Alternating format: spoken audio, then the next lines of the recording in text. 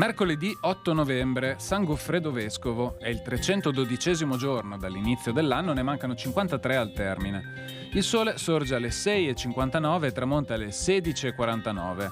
La luna si leva all'1:37 e tramonta alle 14:57.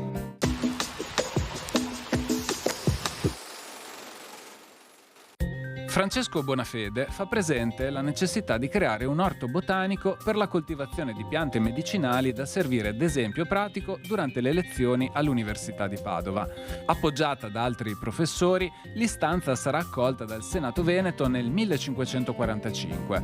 Ebbe così origine l'orto botanico dell'Università di Padova, uno dei migliori d'Italia per varietà di piante e attrezzatura tecnica, e primo ad essere fondato in Europa.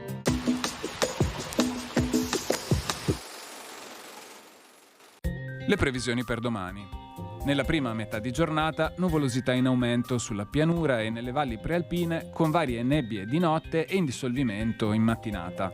Nella seconda metà di giornata, cielo coperto con precipitazioni più probabilmente di sera, nevose sopra i 1200-1500 metri sulle prealpi e sopra i 1000-1200 metri sulle Dolomiti. Temperature di notte senza variazioni di rilievo, di giorno con andamento irregolare.